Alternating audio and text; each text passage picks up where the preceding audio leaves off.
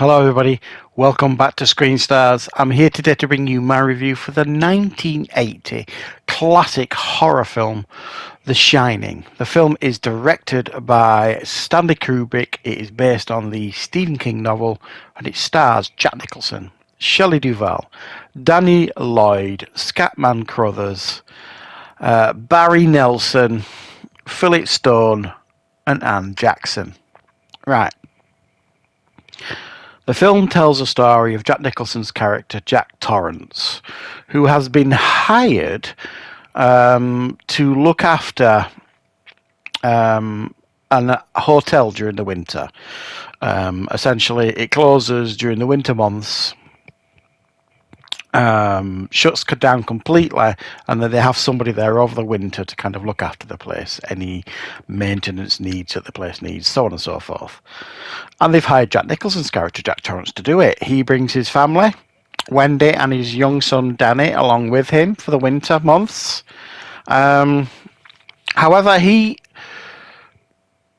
looking forward to this because he wants some isolation and time to himself, because he wants to be a writer. So he wants to spend this time to write his book. However, there are some pretty sinister things that have happened in this hotel in the years gone by, and these sinister things, these old memories, these supernatural spirits within this hotel soon start to poison Jack's mind. He becomes increasingly distant from his family. He becomes increasingly psychotic, eventually leading to him losing his mind completely and intent on ending the lives of his immediate family members. Right, what are my thoughts on The Shining? Well, I mean, this is really a stone cold classic.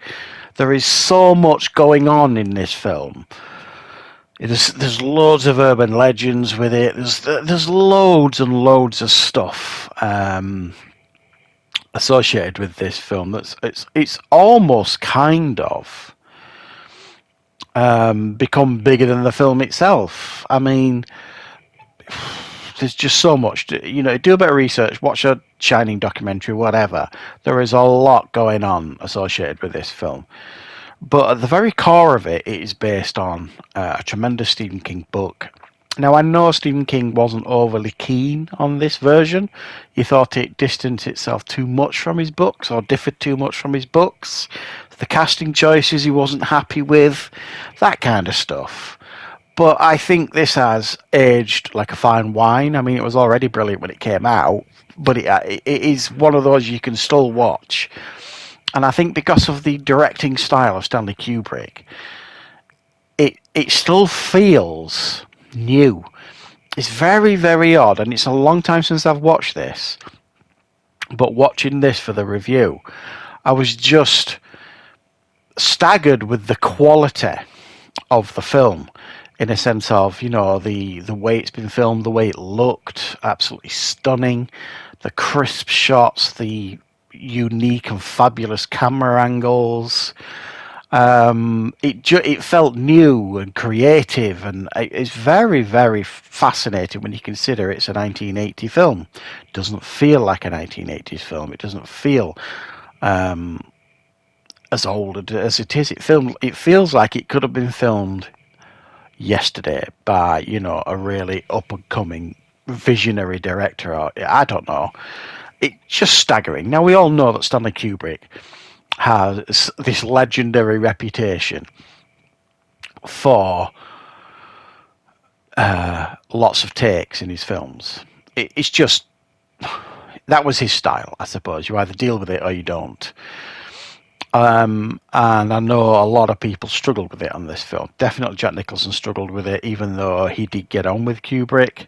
But the one who really suffered in this film was Shelley Duvall. I mean, there's many, many stories out there about how Kubrick basically, I don't know if you call it bullying, but, bullied, isolated her. And it was done on purpose. He did it on purpose because he wanted to get this performance from her of this woman who is in a constant state of panic. And it worked, but it also deeply affected her. I don't think she probably was ever the same again after this film. And he probably took his creative process a little bit too far. But the end result is undeniable. You've got two of the strongest performances by actors you're ever going to see. Everyone obviously gives Jack Nicholson the plaudits for his manic, over-the-top performance of his descent into madness. But I think far too people ignore the staggering performance by Shelley Duvall of this woman in sheer panic and terror constantly throughout this film. Even when they first get there, you know, she's trying to be nice to Jack, and he's obviously an arse even before he starts kind of going mad. You know, because he's just not, doesn't seem like a very nice bloke. And she's like constantly on edge around him. So imagine that dialed up to 100 when he starts losing his marbles. I mean, it's just the iconic scene of him axing the door down. That is real terror in her face and in her voice. It's proper terror, because you know that she's been in isolation before that scene, and that scene, well, I think they did something like 60 takes. Initially, Jack Nicholson, who used to volunteer in the fire service, he got through the door too easily because it was a fake door, so they had to kind of build a stronger door for him to kind of take his time to get through it. But you could see the look in her eyes and the way she's acting.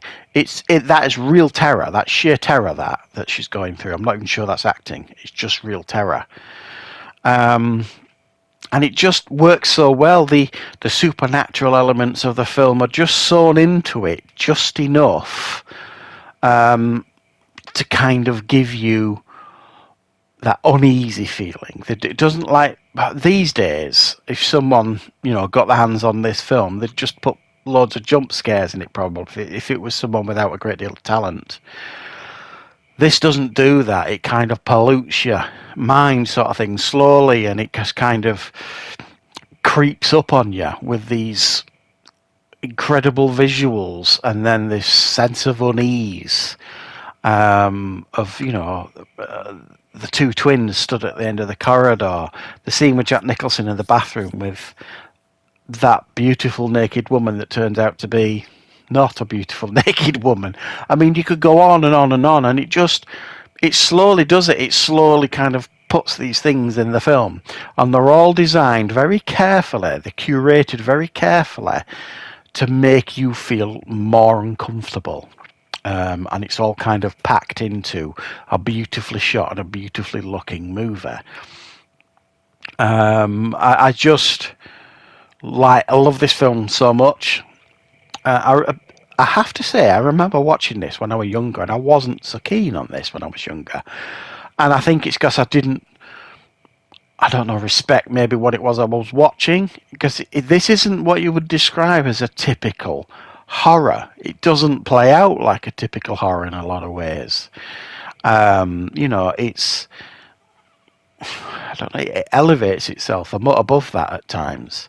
I don't know. I just think it's an absolutely staggering piece of cinema. I think Stanley Kubrick, while I absolutely think he is, you know, one of the greatest of all time, I do think at times he probably went too far for his craft. But undeniably it worked, and you know, actors were always kind of tripping over themselves to work with him. So, and the sequel to this, Doctor Sleep, that came out about 3-4 years ago, something like that, with Ewan McGregor. What a great sequel that was to a seemingly impossible film to make a sequel of. If you haven't seen Doctor Sleep, it really does, I think, tie up the events of this film really brilliantly, because Ewan McGregor plays Danny from this film as a grown-up. And it's a very, very good film, and a different film as well than what you get here. They're both two very, very different films in a lot of ways. So yeah, I mean, this is absolutely a horror classic, one of the greatest of all time.